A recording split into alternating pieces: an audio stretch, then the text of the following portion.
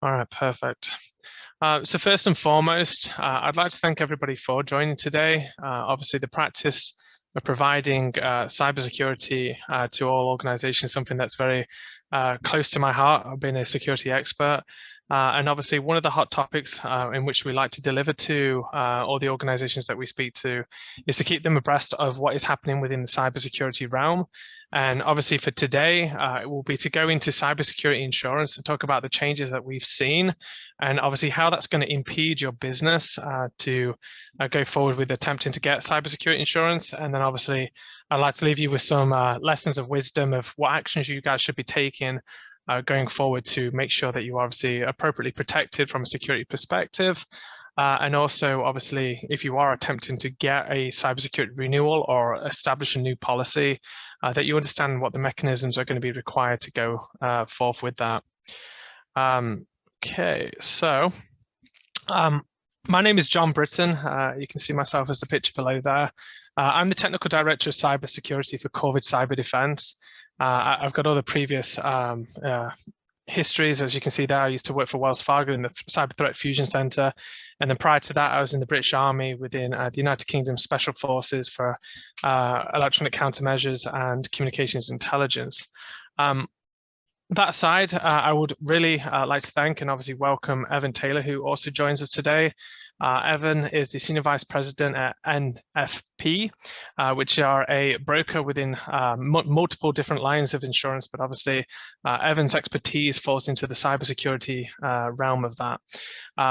Level set, obviously, to kind of identify who Evan is and obviously why this is a beautiful value add to this conversation. As you can see by the first line item, Evan used to work for the FBI, working in a lot of forensic investigations for cybersecurity crime. So as you start to apply the understanding of what's going on in insurance, which Evan is very much an expert in, Evan gets to bring that expertise of understanding of how cybersecurity should be done. So from a consultative point of view, we're in absolute fantastic hands. And Evan, once again, thank you for joining us today. Yeah, thank you, John. Look forward to the conversation. Perfect. Okay, so what I'm going to do is just obviously the topic of discussions today is to really talk about the cybersecurity landscape for 2021 retrospect and obviously what it looks into 2022. Some of obviously the changes of what we're seeing within the insurance realm when it comes to cybersecurity insurance and obviously some of the requirements that you as business owners, technical leads, and or personnel within your business need to have an understanding about to enable you guys to go forward, ultimately to protect yourself, but also if you are attempting to get insurance, you understand the mechanisms of what is being asked of you and how to go forth with that. So what I want to do is hand over the mic to Evan to level set where obviously this where the landscape is today. And then obviously I'll then jump back in from a technical perspective at the end to go through some pieces. Now, as any webinar, as we all should be absolute experts at now, if you do have any questions, there is a chat function, there's a question function. And then after we finish this, we will be recording. We'll send out a copy of this and also an introduction to myself and Evan if you guys do have any further questions post haste. So Evan, without further ado, sir, it's over to you, sir. Great.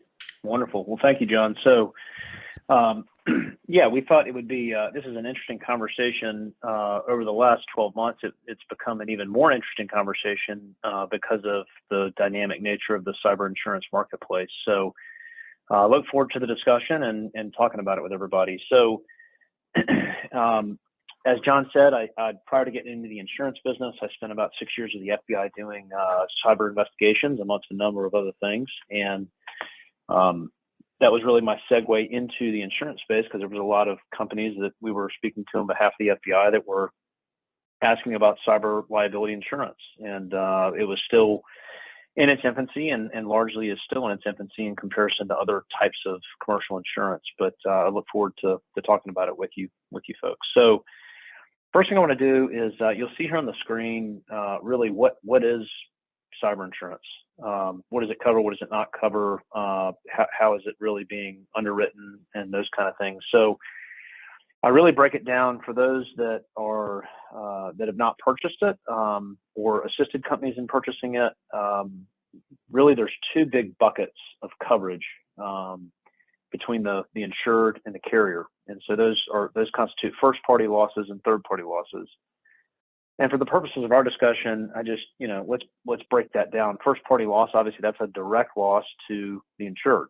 And so these are things like, obviously after a data breach, there's a number of things that kick off immediately following that breach. There are forensic services that have to be performed on a network to determine when did the bad guys get on the network? What did they steal? How did they steal information?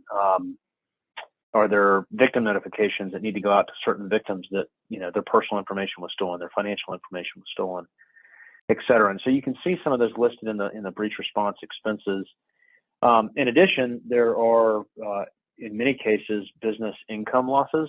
And so the company loses revenue resulting from the breach. And so if you think about a ransomware attack, I've had countless ransomware attacks on victim networks that, for 2 weeks, the client has no access to their email server. They have no access to the file server that has the majority of the files that they need to operate their business. They have no access to their order management system, that kind of thing. And so that lost revenue and the extra expenses incurred to operate the business are paid for by the carrier. And then lastly, in the case of ransomware attacks, the actual extortion demands they're not always paid, but can be paid. And I've seen in many, many instances are paid by the carriers if the company kind of goes through the normal sequence of sort of the decision-making tree following the attack.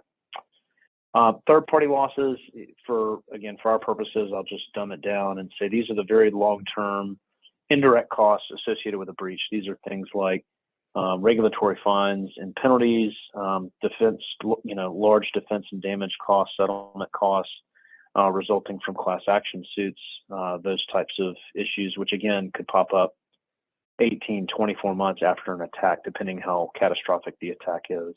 So, John, let's go to the next slide, if you don't mind. So how is this market doing? Not well. There is a lot of you folks are probably attending today because things have changed in the last 12 months in the cyber liability marketplace. And I'll give you a point of reference. About 4 or 5 years ago, I started working with a large manufacturing company, about 2,000 employees. That company spends a couple $1 million a year on their property and casualty insurance program, and they did not purchase cyber insurance. And so when we put it in place, it was about a $15,000 policy. And I told myself this is not sustainable. For a 2,000 employee company, you can erode $15,000 of premium pretty quickly after an attack. And unfortunately, that is what has happened. So in the last year to 2 years, a lot of carriers, the claims have caught up to them. And so ransomware attacks they've not gotten better, they've gotten worse. Business email compromises have gotten worse. DDoS attacks, pick the type of an attack, it's gotten more catastrophic. And so the carriers are paying more money in claims, and many are underwater. And so in the last year to year and a half, several carriers have gotten out of the space. Most carriers are charging more money. So you can see on the first line there, Q4 of last year, year on year, premiums were up 100% on average. And we expect in the next 12 months that premiums will be up 100 to 250%, which is a staggering increase. But it's the nature of the market that we're in. We see the limit capacity that carriers want to offer going down. So I've had countless numbers of renewals in the last 12 months where the carrier put up $10 million of limits a year ago, and now they only put up 5 or 3 or 2 or 1. Retentions, which are deductibles, have gone through the roof. I've seen the worst instance I had in 2021 was a client that had a $25,000 deductible that went up to $500,000 per claim. And obviously the hairier the risk, the worse from an underwriting standpoint, the worse the retention is going to be.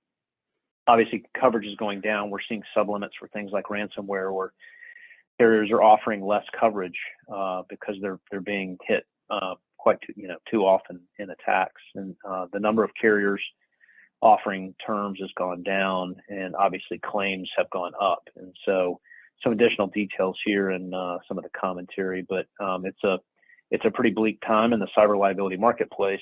There are carriers offering coverage. There are plenty of carriers offering coverage, but the most important thing right now in the market that we're in is that companies can clearly position themselves as better than average, that they are properly investing in cybersecurity controls, cybersecurity infrastructure, people, processes, technology, and those companies are definitely winning in the cyber liability insurance cycle right now in the market that we're in. So it's a very, very critical part of the conversation that we're having with clients and prospective clients. So John, if we can go to the next slide.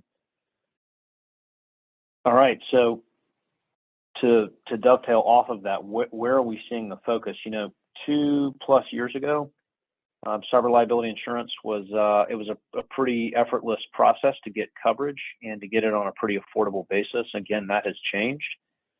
And so carriers are spending and underwriters are spending an inordinate amount of time talking about controls. What is your company doing to be a better cybersecurity risk than the company to your right or to your left?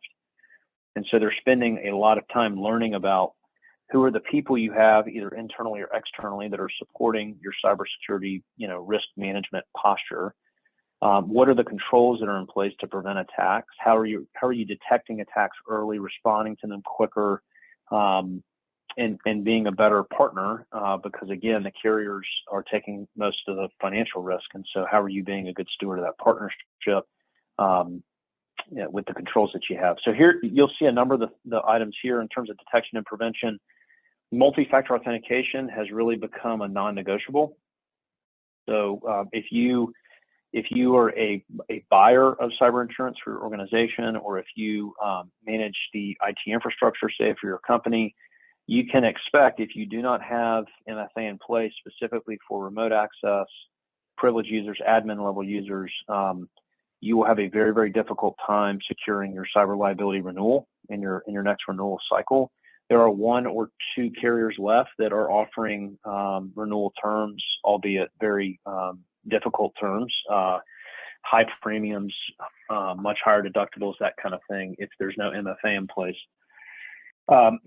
Endpoint detection and response, really monitoring endpoints across a network to early detect malicious activity, that is becoming a non-negotiable. So there's still many carriers that will underwrite without EDR in place, but it is definitely a hot topic in the space. Email filtering, web monitoring, et cetera, those are detection and prevention tools that carriers are on heightened alert looking for. Testing and backups, obviously, several years ago, carriers just wanted to know that you had a backup strategy. Now they want to know, are your backups encrypted? Are you testing those backups? How often are you testing the backups? What does your testing strategy look like? Are they kept separate from your network? Are they done by a third-party provider? Are you doing it? Is it a cloud service? So they get a lot more into the weeds on your backup strategy. You'll see their protected network, so they look at privileged access management. Are you regularly conducting patching across your system? What's your patching strategy look like? Is it a formal strategy, an informal strategy? Who's managing it? End-of-life system management, those types of things. And then lastly, the response and awareness. So are you testing your employees on suspicious emails? Are you doing phishing campaigns to make sure they're not clicking things that they shouldn't be clicking on? Are you doing penetration testing? Do you have an incident response plan? What is your process to manage your vendor base so that you're not victimized by a vendor you're wholly relying on? So again, you can see these types of questions may have been a part of the process a couple of years ago, but they were not near the amount of scrutiny that the carriers are putting on these types of controls. So John, we can go to the next slide. All right. What's driving this marketplace? Again, an inordinate number of claims. Ransomware attacks have skyrocketed.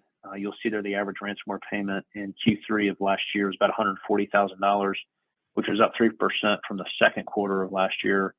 I remember when the ransomware attacks were, $15,000 and $20,000 and $25,000 just a couple of years ago. So the number of attackers in the space has skyrocketed. The number of the fragmentation in the hacker community is staggering. So you have people doing, developing ransomware. You have people that are, developing money mule network to move money out of the country. You have fluent English speakers that are solely there to negotiate with their victim companies. It's pretty alarming, sort of the ecosystem that exists around this space. Employees and business partners. So rogue employees, the work from home post-COVID environment that we're in has actually made the cybersecurity marketplace worse. It's made it much easier for attackers to compromise victim networks, because many companies, particularly small, medium-sized businesses, have been very slow to ensure that their network infrastructure is up to speed and up to par for the the remote workforce and the risk that comes from that. So that's been a very, very difficult challenge for a lot of businesses. Privacy regulations have driven very, very large settlements, very, very large penalties across many businesses. You can see some of those there: GDPR, BIPA for the biometric risk, CCPA in California, et cetera. And then lastly, supply chain. So many have heard about the SolarWinds attack in 2021, I believe, early 21, maybe 2020. The Microsoft Exchange server issues, the Kaseya attack, the Log4j attack.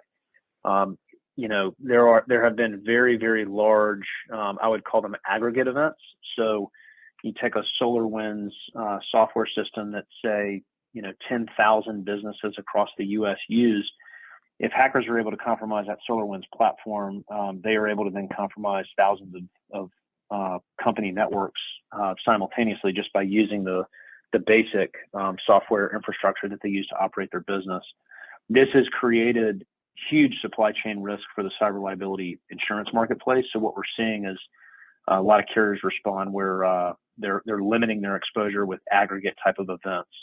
So if there's a Log4j vulnerability, a SolarWinds vulnerability, they're limiting or excluding their exposure altogether because they can't control that aggregate concern. Obviously, not the perfect analogy, but if there were an earthquake in 50 cities simultaneously, it would put most property carriers under market or completely underwater and make them go insolvent. So I think that wraps up the majority of the insurance piece here to get us going. But John, maybe go to the next slide, and I think you can take it from here. Thank you, Evan. So obviously at this point, I'd just obviously like to identify, although Evan's very heavy in the insurance, he's very historically advanced within cybersecurity, which is a consistency in which is needed within this conversation. The pivot slightly changed for obviously this now and stepping into where I come in from a technological perspective. And just an intro into who I and who we are. So Corvid Cyberdefense are a managed service provider providing cybersecurity as a service, all that good jazz from a pitch perspective.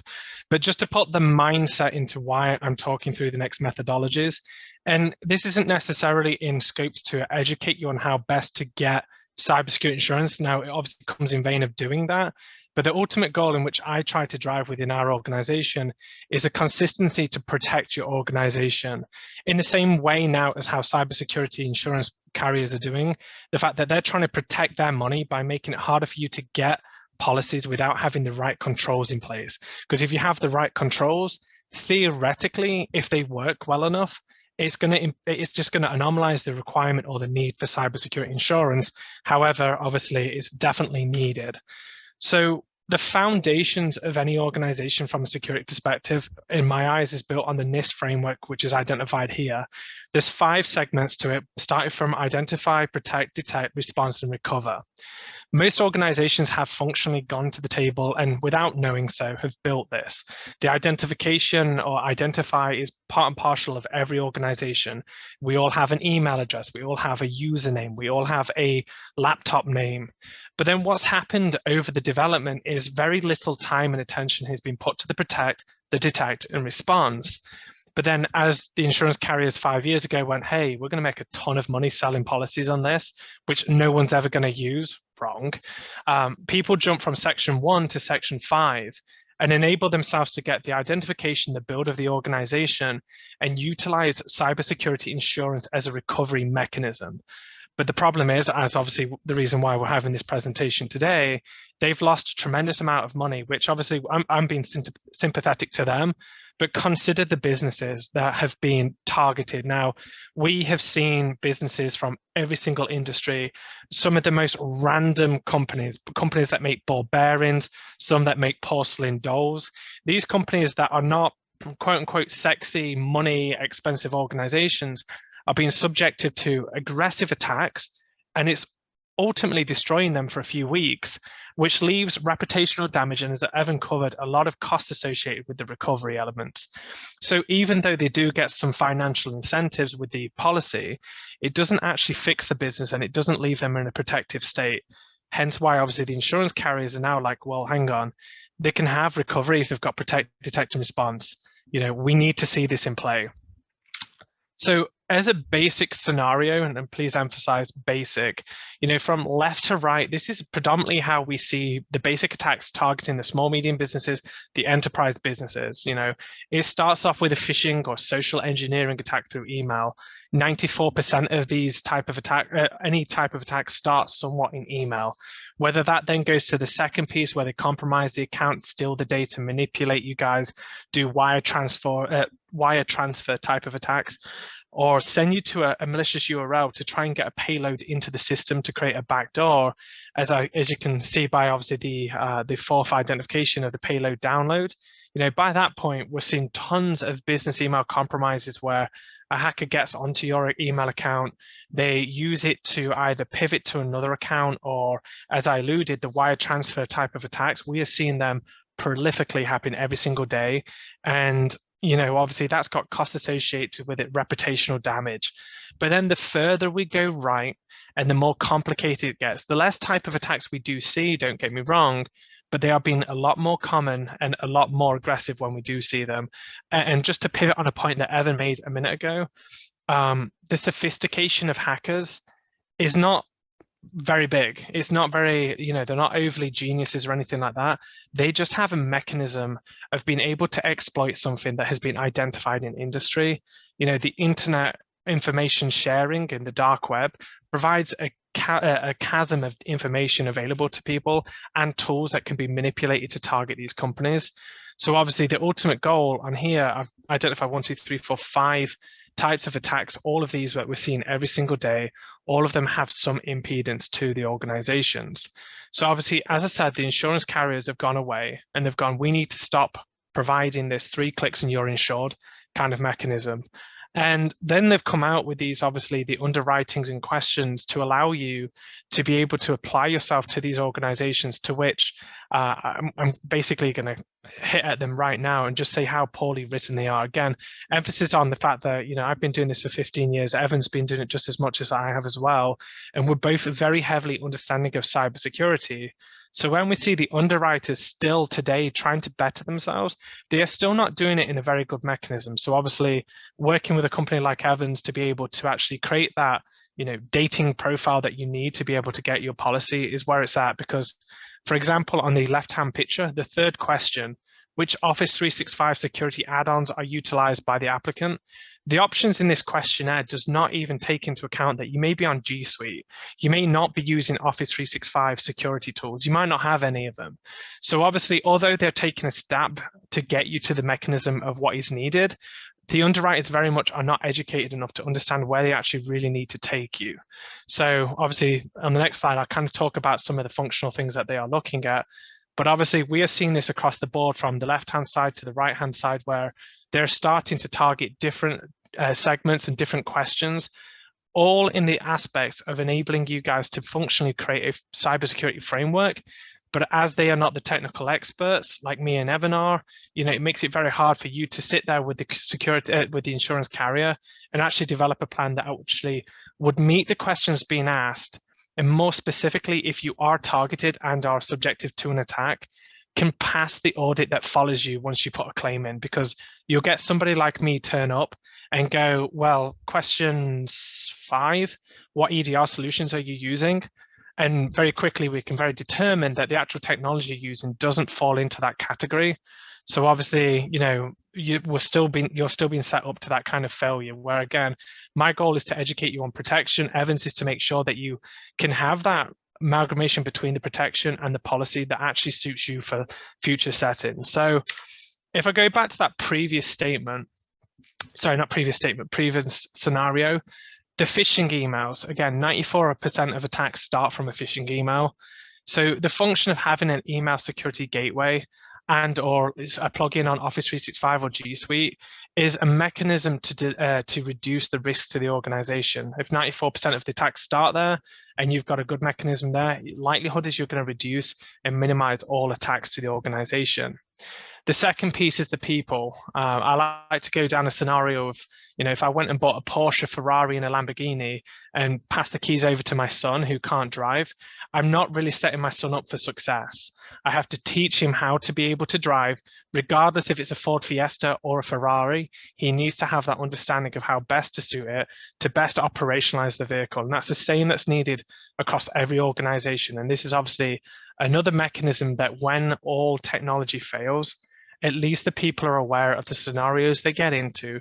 So worst case scenario, they can go, hey, Mr. IT director, I accidentally gave my credentials away. Can you help me? I did it 15 minutes ago. And the time in that is enough time to respond accordingly and find very minimal, if any, impact. On the top, MFA. If you were to add email security and MFA to most organizations, especially SMB working from home, you've probably eliminated 99% of the day-to-day attacks that we see. Multi-factor authentication, being a text message for a code when you try logging into things, it's extremely important. But the problem is the scope of what actually MFA is required for. Everybody thinks that it's just applied to Office 365 and your email accounts or G Suite, but not much consideration is considered into single sign-on for Dropbox or file sharing, CRM, or applications that are internet accessible, where the same type of accounts can be targeted. So obviously, we're not in a frontline defense like World War II anymore. It's a 360 warfare of having to protect all access. And so obviously, organizations now need to be considering this because, again, we've seen people come with the cybersecurity insurance, have identified the fact that they have multi-factor authentication, and the underwriting actually stipulates that you need to have it on all admin accounts, all devices, all areas in which data is stored. So obviously the misinterpretation there is they do have MFA, but they don't have it configured in the right place for the business. The bottom one, the yellow one, is obviously a next generation firewall. With every single technology out there, it's not necessarily that you just need to go get the Lamborghini. You've got to make sure that you have the right configuration, the right management around this. So we do find that there's a lot of questions being asked. If I go back to the previous slide, the second one on the left-hand side that says, how is remote desktop protocol protected in an applicant's network? For the most part, most people don't even know what that is. And obviously is managed through the next generation firewall. So technology obviously enables that for the initial link. Firewall, again, from like downloading things from the internet.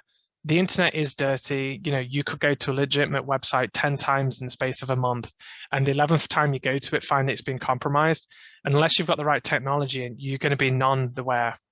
And then obviously the last piece, and this is the most important, so what I'm obviously identifying in front of you is what we call, quote unquote, like defense in depth, where you have multi-layers of technology.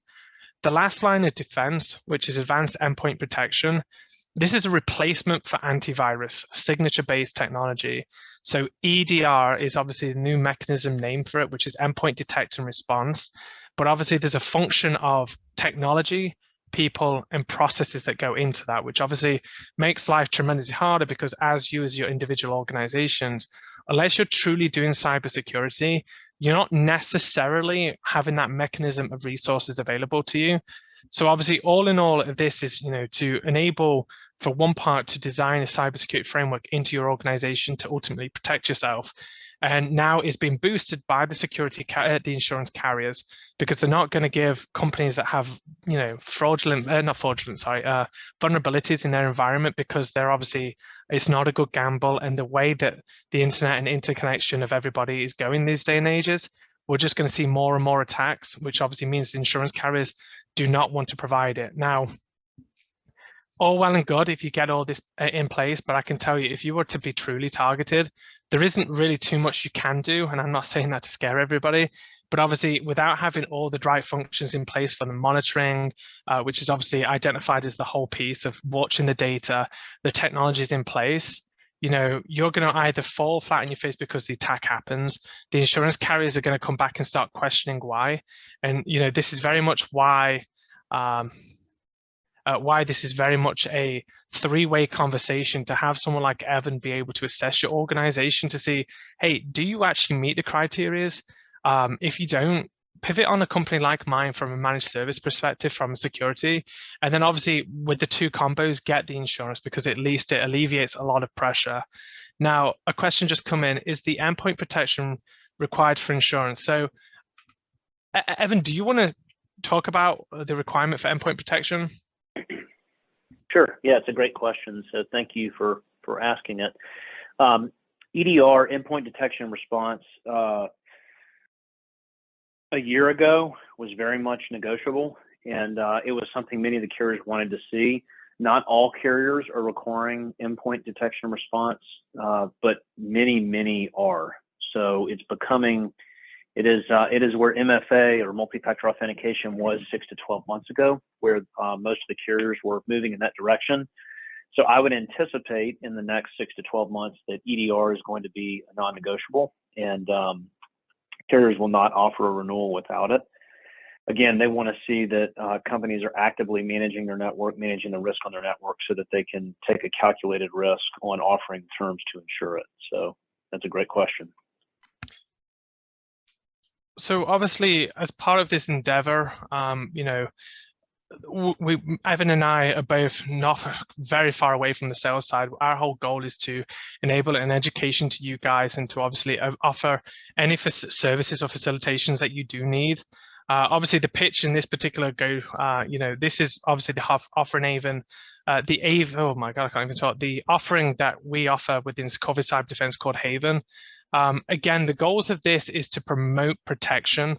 It's not necessary to go out there and get cybersecurity insurance. However, this is definitely the functions in which most organizations want. So as I alluded to on a different methodology of identifying what it is, next generation firewalls, endpoint protection, email security, you know, scanning for vulnerabilities, the function of actually doing something that's been around since the early 2000s is still something today that eludes most organizations, of actually doing a vulnerability scan and responding in accordance and actually patching. You know, for the most part, that is the way that, you know, Equifax got hacked, because they had a vulnerability in their environment for 9 months. They didn't run one vulnerability scan and they didn't patch until it was too late.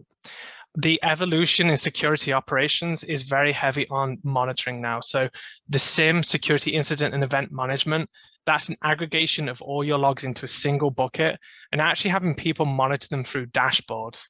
Then the conducting of cybersecurity training, whether that be to the end user or actually the application to you as business owners, business managers, where we actually talk to you about the risk of your organization based on the actions that we are seeing. MDR is an evolution of EDR, the difference being managed. And again, people, processes, and technology. We're no longer living in a day and age where you can just plug in a technology and it work. Unfortunately, you have to have that massaging between business operations, business security, and required compliance or controls. So obviously the managed piece of it, and this again goes back to that statement of, if it's not that you're an IT organization or a security focused one, this is a continual conversation, which doesn't have to be every single day, but you do need to have that managed approach on the technologies to maintain them to the highest level, with version controls and understanding of evolutions of the business. When Corona happened and everyone went from in the office to home, you know, how did that adapt for your company? How did the policies change? And then the last couple of pieces, the 24/7, you know, when we sleep, they're awake. You know, when they sleep, their computer programs are running scripts. So obviously having that 24/7 increases the capability. And obviously, as we see quite a lot of the times, we're a DoD contractor, it is something that is heavily required. And obviously, in our particular case, we do everything US-based to give that kind of higher maturity to the approach. In working with compliance, in working with insurance, to enable your organization to be protected. So, as part of this, if there are any questions, any technologies requirements, or if you want Evan to help you facilitate a brokering of a policy that would actually get you the security you needed, obviously he's going to take into account the fact that you need to have a lot of the technology that, it doesn't have to come through us, but he'll do diligently double check to make sure you're not on antivirus, but you're on, an EDR that works and you've got the controls in place. We're here to help you guys, and hopefully today you found that this was very educational on the changes that we've seen in the insurance arena, and then additionally, the mechanisms in which should be in place for security to protect the business, as well as applying to get cybersecurity policy. So I thank you. I'm going to hand the mic back over to Evan if he's got any closing remarks. No, John, I appreciate everybody attending. Hopefully people found it helpful. There is a question coming in: is the deck going to be shared following the call? And I'll defer to John, to you and your team on that. Yes, it will be. We'll be following up with a thank you email to everybody, give you contacts for myself and Evan, and then obviously we will be sharing you the deck and also the video recording once it's been published. Any other questions from the group? Again, I very much appreciate your attention and time over lunchtime. If not, thank you very much for today.